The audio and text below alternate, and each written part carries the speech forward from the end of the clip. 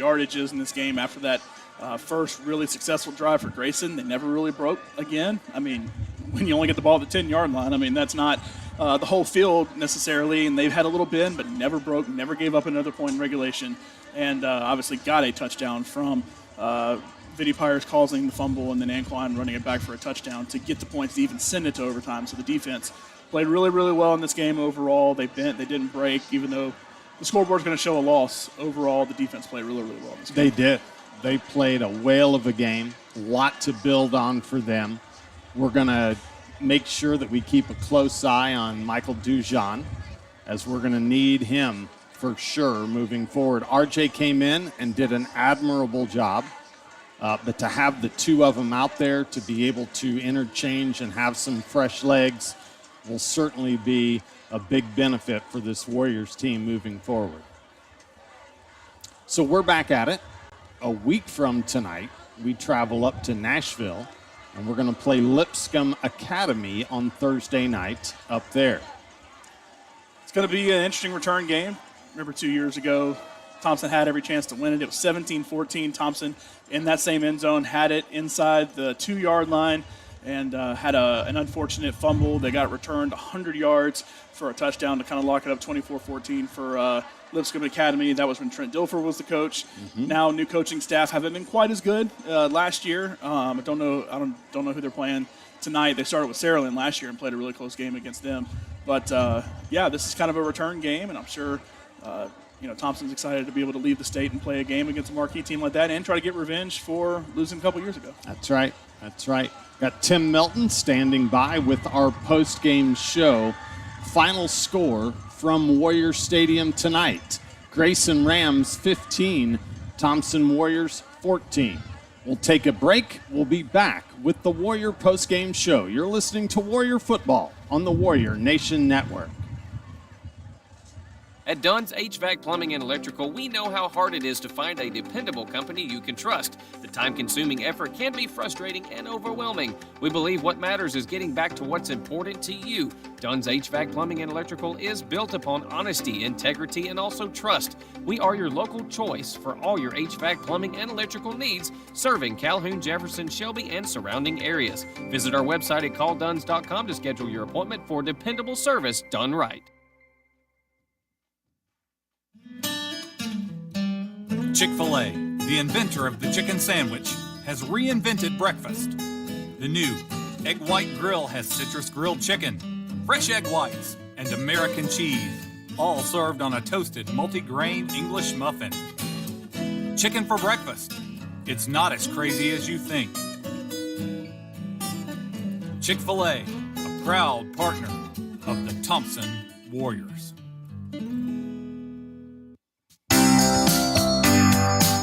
Kona Ice is a proud supporter of Thompson Athletics and the Alabaster City School System.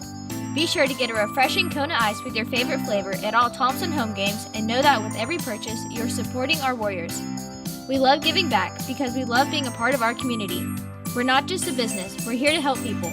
We're mobile, we're fun, and we're stocked with the most delicious flavors you've ever tasted.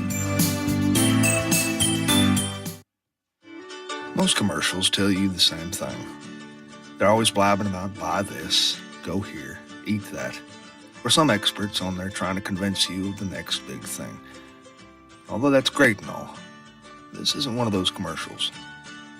Here in Shelby County, we let it speak for itself. Discover Shelby. Find your trail. Full Moon Barbecue is proud to be a corporate sponsor of Thompson High School. Since 2006, Full Moon Barbecue's Alabaster location has been a proud supporter of the athletics, academics, and the entire community. From church to schools to special events, they do it all. You can always trust Full Moon Barbecue to give you the best quality food and service. Come in or call Full Moon Barbecue today for the best barbecue in town. Whataburger's new Bacon Steakhouse Double. Do you need it or do you want it? Do you need creamy steak sauce, crispy fried onions, aged cheddar, and crunchy bacon? Or do you want creamy steak sauce, crispy fried onions, aged cheddar, and crunchy bacon? And what even is a want if we want the want so badly that the want becomes a need?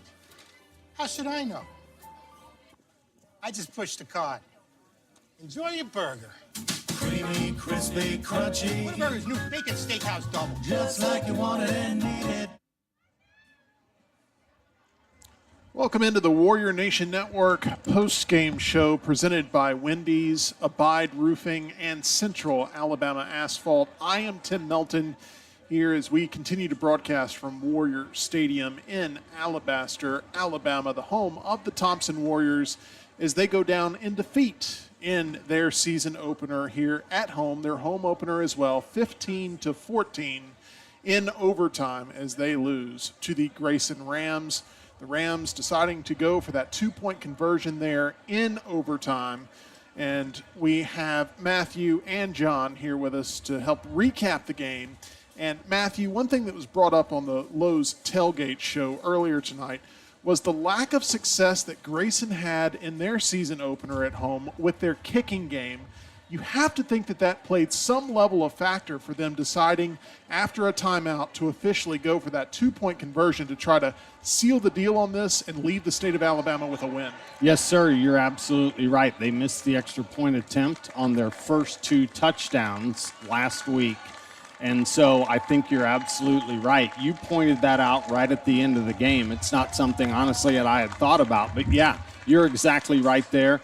The other thing that I think that plays into it is Grayson has 4 number 1 running backs. They played Elijah Miller, Joel Bradford, Josh Thomas, and Ashton Turner. And you didn't lose anything by interchanging any of those guys. So they had fresh running backs the entire game, and I think that helped with that call as well. We want to remind you, if you're hungry after the game, to stop by Wendy's on Kent Dairy Road for a late-night snack. Our favorite are the new Spicy Nugs. Get them in one of 4 bold flavors: ghost pepper, buffalo, garlic parm, and honey barbecue. They're drippy, they're yummy, they're all the things. It seemed, John, as if the defense was doing all the things out there for the Thompson Warriors tonight. It's really not as much of a slight on the offensive production as it is profiling great defense that we saw from start to finish throughout the course of tonight's contest. I know they probably feel a little bummed out by that 2-point conversion being successful at the end of the game, but that cannot take away from what I saw from the body language of Coach Mark Freeman as he was amping his defense up and clapping for them and the success that they had all night long to keep this game competitive. Yeah, look, bottom line, after that first drive, they ended up in a touchdown for Grayson. The defense played strong. They didn't give up a single point in regulation. They actually scored the 1 touchdown that Thompson had. And once again, that's not a shot at the offense. The offense moved the ball. They just could never actually find the end zone with it. But the defense was able to play tough, and there was a lot of really solid performances from the defense. You saw a lot of cramping out there, first game of the season. That led to some issues for the defense, but even still, they never broke in the entire regulation game. And, overtime in high school is different. You get the ball at the 10-yard line. You really don't have very far to go. It's not like college where you start at the 25 or the NFL where you basically just play another quarter. So it's a tough ask of the defense, and they still ultimately did decent. They held them to a 3rd down where they had to throw the ball to ultimately score, and then, like Matthew mentioned, they just had an incredible stable of running backs, and they put 9 offensive linemen out there, and it's tough to ever beat 9 offensive linemen in general. So overall, the defense played well. Like I said, they scored. They had tackles for losses. They had turnovers. They did pretty much everything you can ask a defense to do. HCR Cabinets and Countertops is a proud supporter of the Thompson Warriors, and they present our player of the game. Tonight's HCR Cabinets player of the game, Matthew, comes from the defensive side of the ball. It sure does. It is free safety, number 20, DeMonte Tab. And John, you and I talked all game long. We just kept calling his name, and then finally he comes up with a huge play. Yeah, look, there's a lot of players back on this defense, and some new names, and Tab is one of those that, is a newer name, and he was able to get his hands on the ball multiple times, was able to break up passes multiple times, had a couple of interception opportunities that were all, I can't believe he didn't catch it. He's so close. Finally got one there to stop a drive that Grayson was trying to score in regulation and just end the game right there. Able to finally get that interception, and could not have been a bigger interception. Actually returned it a decent way, too. I kind of thought for a second, hey, why not just try to take it all the way? That's right. Couldn't quite make that happen, but either way, put Thompson in a position where they could have potentially done something at the end of the game on offense. So great job from Tapp, and he's one to keep an eye on. We talk about Anquan, we talk about a lot of these players, but he's one to keep an eye on when it comes to that secondary all season long. Yes, sir. There is our player of the game presented by HCR Cabinets. HCR Cabinets and Countertops is Birmingham's cabinetry and countertop specialist, specializing in prefabricated, semi-custom, and custom cabinetry, as they are ready to have you visit their showroom today. They specialize in design for new construction, home remodels, commercial and residential properties in Birmingham and Central Alabama. Call them to schedule your free in-home consultation and design at 205-669-9550. We'll take a look at the offensive side of the ball when we return after what was a Thompson Warriors home defeat as they go down in an overtime loss, 15-14, from the visiting Grayson Rams out of neighboring Georgia. We'll be right back as we continue our coverage on the Warrior Nation Network postgame show presented by Wendy's, Abide Roofing, and Central Alabama Asphalt.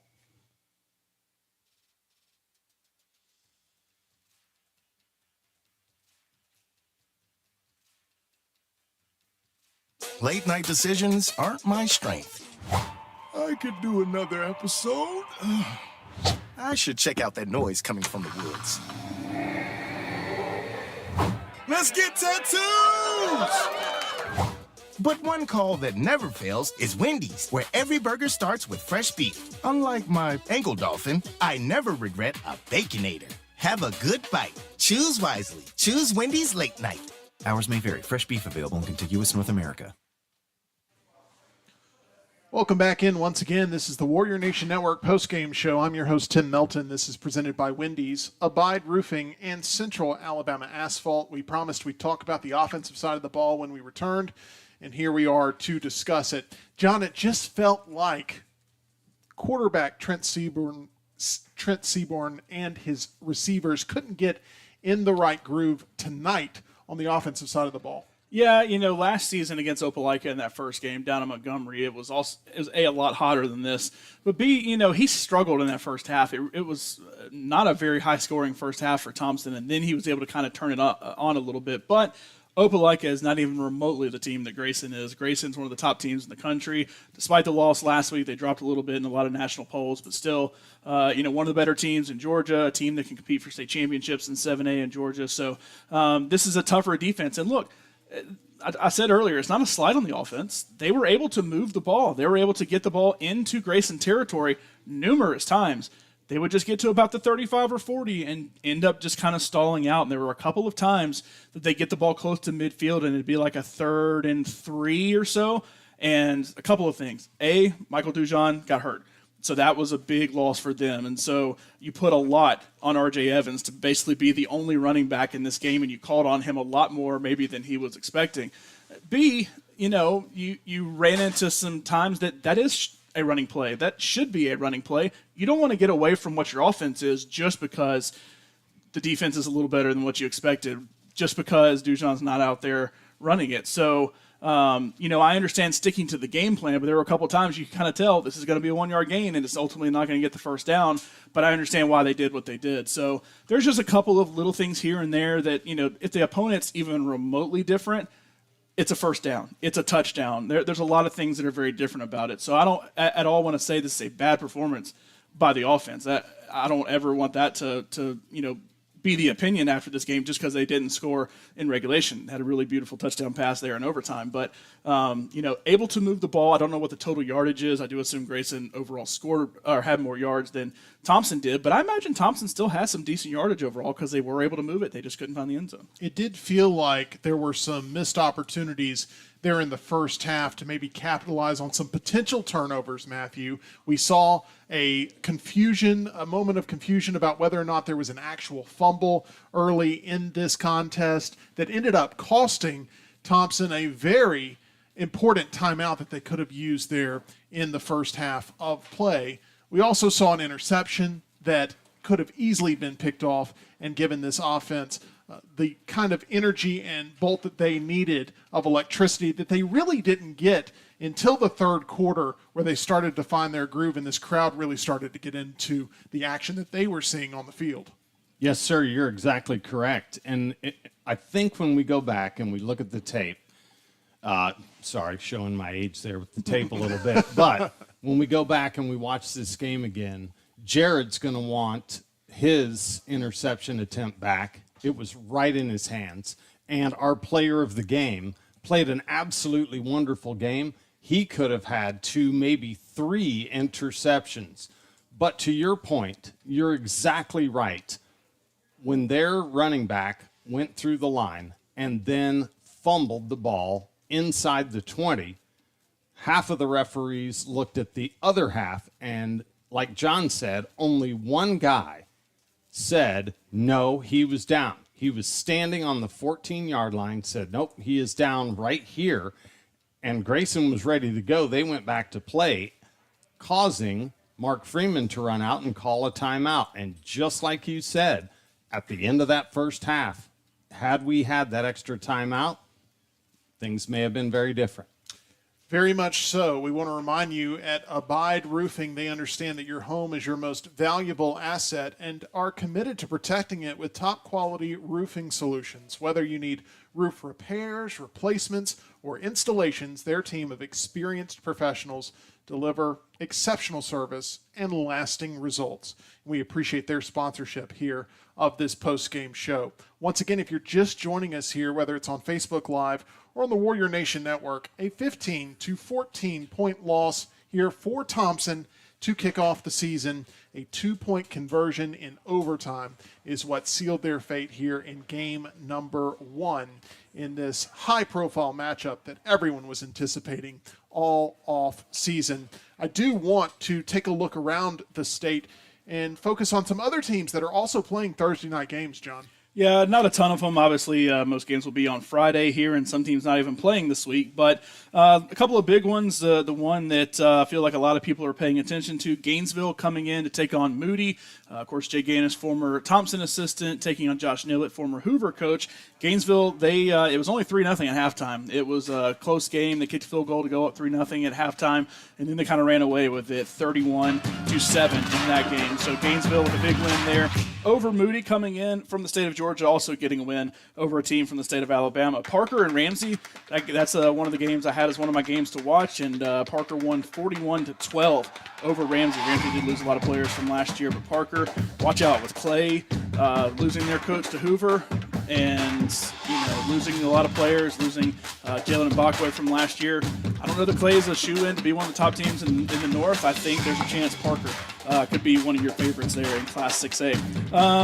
Pike Road lost to Prattville, a new 7A Region 3 team, 41-37. Pike Road, a really good 6A team, fairly new school. They've moved up the classifications pretty quickly, and they fall to Prattville tonight. Prattville, one of those that they're not super far removed from being a Super 7 team, and they're trying to get back. It's going to be tough in 7A Region 3, though. Former 7A Region 3 team Gadsden City, they are on top of Muscle Shoals, 33-28, in a big game there between what is now 2 6A teams. Montevallo beat Tarrant 32-0. T.R. Miller beat Reeltown 28-7. Greenville beat Georgiana 35-0. Gordo beat Fayette County 62-12. Spanish Fort all over Fairhope 42-6. Spanish Fort's one of those probably could compete in 7A and be pretty good at it. Arab beat Albertville 35-0. Walter Walburn beat Munford 32-13. All right, thank you for those updates there. We may be taking a peek at your Luntz's list of some of those high-profile matchups that you're looking forward to being played over the course of this weekend. I want to go back to this game that we saw here tonight at Warrior Stadium. The hometown crowd, Matthew, maybe not leaving exceptionally happy after the result, but they've got to be happy with how this team fought so valiantly in the second half and in overtime. Probably the prettiest pass of the night was one of the more meaningful there in overtime, as it took just one play for the Warriors to take the lead there and potentially put themselves in a situation to get a defensive stop to secure the win and send this crowd home really happy this evening. It just didn't happen to go that way with the 2-point conversion. What are some of the big positive takeaways that the hometown crowd, as they're listening to us in the cars, making their way out of the stadium tonight, should be thinking about in the weeks to come? Number one, Warrior football is back. We have begun It feels wonderful to have football back in Alabaster. Number 2, that pass from Trent to Brooks was fabulous. Just like you said, gorgeous pass, great play right there at the end. McGuire, very solid tonight. His punts, all of them. I don't remember him having one go into the end zone as he was trying to angle over into corners and knock those, inside, certainly inside the 20 and even closer down to the goal line. This team stayed together. There was no quit. You could see them together working toward their goal from start to finish. Now, we did have a little bit of a slow start. It took 2 minutes and 58 seconds for Grayson to march down the field and score. For the next, 45 minutes and 2 seconds, they did nothing. It took until overtime for them to score again. And so our defense stood up tall, and they should be very, very proud of themselves. We're going to have another shot 1 week from tonight. We're going to take a road trip. The whole family's going to get together. We're going to head up to Nashville and have a wonderful time. I think there's a lot of positives coming out of this. No one likes to lose. But like you guys said to me earlier tonight, we went 0-2 2 years ago and won a state title. So let's learn a lot from this, from one of the top teams in the country. We suffered a 1-point loss on a 2-point conversion. I've always adopted the philosophy that you learn more about yourself after a loss than a win. Amen. And who knows, John, maybe it's a blessing in disguise to have that loss occur so early in the season to where you really don't go into contests overconfident. You know what you have to work on, and you can get in sync for round number 2, which comes up in just 1 week. So back when I played, they had the 10-week schedule. They didn't have the 11-week schedule like they have now, and so you used to could only play one non-region game. Then that week 5 game where Thompson's been playing Clay Chaltville, and then week 10 where Thompson's off, you had to play a team there. And we lost both years. We won the state championship. We lost that game. We lost it at Homewood. We played Vestavia. They were a rival of ours. They were 6A. We were 5A. They would come in and they would just stomp us, and it would make us wake up because we had run through everybody else to that point in a region that wasn't super tough, and we would come out of it thinking, well, we can't lose. And then we'd have a massive wake-up call, and it would wake us up going into the playoffs, and we would end up winning the championship. So I think, a couple of years ago, it was coming off a championship. It was coming off of that, I'm trying to remember which one it was. They had just won a state championship, but they came off state championship, lost to Buford, lost to Lipscomb Academy, then turned it around, ran the table, won the state championship. So you're able to learn from those. You've had a couple seasons where Thompson's even lost to Hoover at the end of the season, and they've still been able to turn that into a state championship because losses do ultimately teach you a lot about yourself. If you just win all the time, you don't know what handling adversity is. You don't know what it's like to be on the other end of things. And so I think it's good to have a game that you can be somewhat confident in, especially from the defensive side here, but ultimately, we didn't get the job done. We have to improve, and we have to get better going into next week. Matthew, you really can't write the script for this, but it seems as if Thompson is in a prime position to sort of mirror what Grayson has done. Once again, Grayson lost by 1 point at their home opener to start the season, and then they travel across state lines and they win by a point. Thompson's going to have that ability to travel across state lines and in week number 2 shore up some things, gain some confidence, and get a big-time win on the road. The significance of this matchup 1 week from today can't be understated. No, it certainly can't, and you're exactly right. I think they're doing it the right way. They're going to go up the night before. They're going to get well rested. They're going to have a chance to do a nice walkthrough before the game. They'll be settled in, and these guys will be focused. I can promise you that. One thing that I'm going to keep a close eye on this week is Michael Dujon. I'll be very interested to see what happens there. Seeing 4 number 1 running backs for a team pay dividends the way that it did, we really need him healthy for next week, and obviously moving forward as we get into region play. But this is going to be a very strong Thompson Warriors team.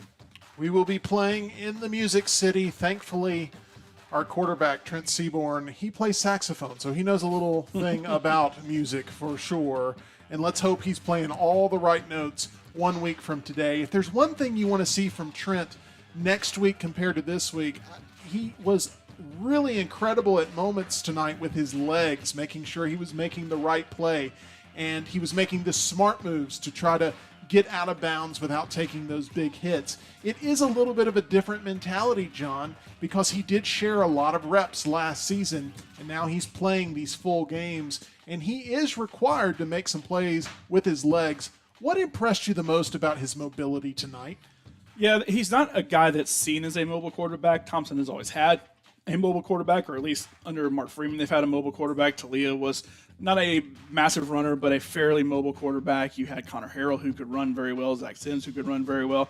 Trent comes in, you think, oh, well, he's the small kid that has a good arm, and that's it. But no, he can run the ball, and we had one really good decision to run the ball, and then we had another one late there in the game where he not only ran for the first down, but almost had the Greg McElroy hop a little bit to get about 2 or 3 extra yards towards the end. So I think he makes the right decisions when it comes to running. And look, sometimes there's pressure on you and you just can't do anything but just take the sack. But overall, I think when he decides to pull it down and run, he makes the right decisions. You heard Christina say, look, non-region play, it's not going to be, hey, run as much as you want. Still be very smart about it, but sometimes you got to make a play at the end of the day. And I've always liked mobile quarterbacks over more pocket passers because they are playmakers. Look at, the Jalen Hurts of the world. They're playmakers. Jalen Milroe, they're playmakers.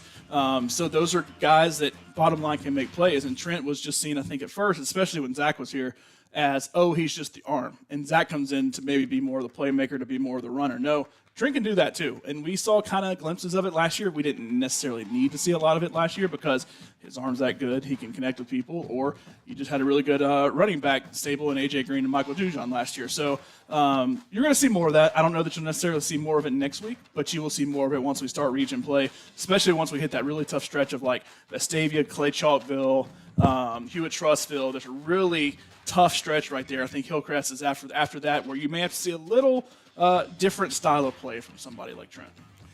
Does your blacktop need freshening up? Need new asphalt poured? Central Alabama Asphalt and Construction Company, LLC, specializes in blacktop work, offering top-notch services tailored to meet the needs of their customers. Give them a call at 205-349-0910. All right, I do want to take a look, John, at a list that you've put together for us, profiling some of the biggest matchups involving Alabama teams this weekend, as we'll even have some games to look forward to past Friday here in this week of play. What do you have for us? What are just going to be where your attention goes over the next 24 to 48 hours? Yeah, as many Thursday games as we had, we will still have some Saturday games as well there, because this first week, based on TV and stuff like that, they will schedule some different games. But I'm going to keep an eye on Central Phoenix City. Patrick Nix has obviously done a really good job there. He also did a good job at Pinson Valley. Well, Pinson Valley, they go to Phoenix City to take on Central in their first game. I think Central will win that easy enough, but he has no Cam Coleman anymore. But still, overall, there's no Bo Nix at Pinson Valley either. So it's going to be a tough game for the Indians, but I'm interested to see how both of those act. Pinson being a pretty good 6A team, and of course Central being your reigning champ, beating Thompson last year. I'm also looking forward to Jackson and Saraland. Jackson, the number 1 team in Class 4A. Saraland, the number 1 team in 6A. And Saraland, obviously, being really good last year, playing Clay in that state championship game. And no more Ryan Williams there, so who's going to be that massive playmaker for Saraland? That'll be an interesting one for sure.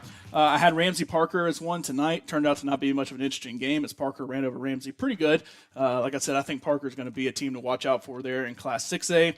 Florence at Hillcrest Tuscaloosa. Biggest thing here is Hillcrest is coming into the region. There's 2 new teams to the region. You have Hillcrest and you have Prattville. You lose Spain Park and you lose Chelsea.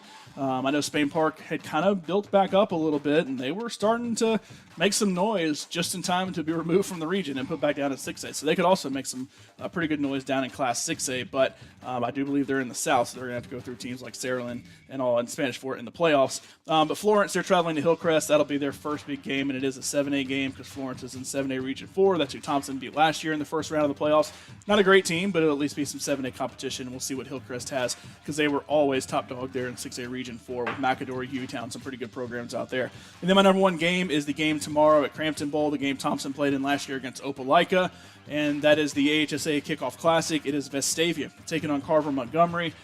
We'll see what Vestavia has as they take on a decent Carver team. Carver can usually make a little bit of noise in 6A. They're not a state championship contender, at least haven't really been since Jeremy Johnson was there. But, they're always a playoff team. They'll potentially win a region title, and they'll make it 2 or 3 rounds into the playoffs. But it'll be a good first test for Vestavia, and we'll see where Vestavia is without John Paul Head at quarterback, and we'll see what Robert Evans can do in his second year down there. We are just so excited that the high school football season is officially back. Matthew, this wasn't the result any of us wanted tonight, a 15-14 loss in overtime.